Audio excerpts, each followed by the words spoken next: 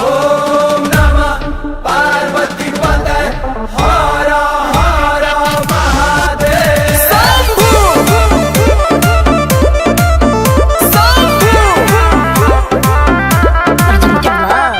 Adishakti films.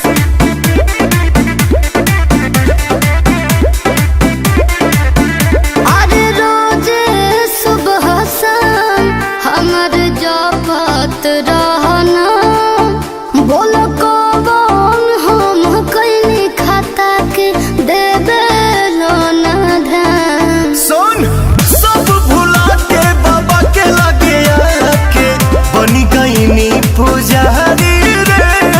और सुन ते जब से कइल गदारी दिल में बसी गइल भंडारी रे।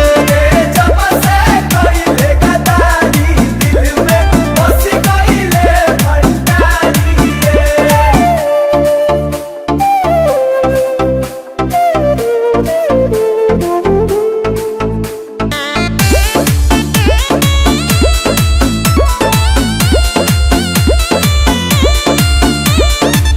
गइल के नहीं तोरा गम्बा जिंदगी भइल बम बम बा। ते का सोचले रे पगली कहानी मोर खत्म बा। ए सुनो, खा के भोला के कसम कहिले, खाली तोहरे से प्यार हम करिले। हम नली पटते सोझा से हट बनू जानी संस्कार दे।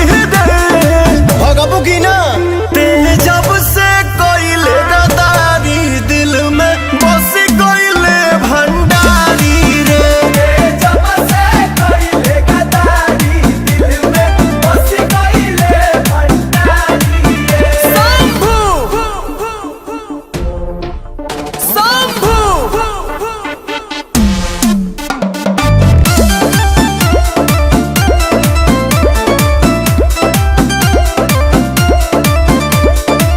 बनी बड़ी खुशहाल रे नहीं खे कोनो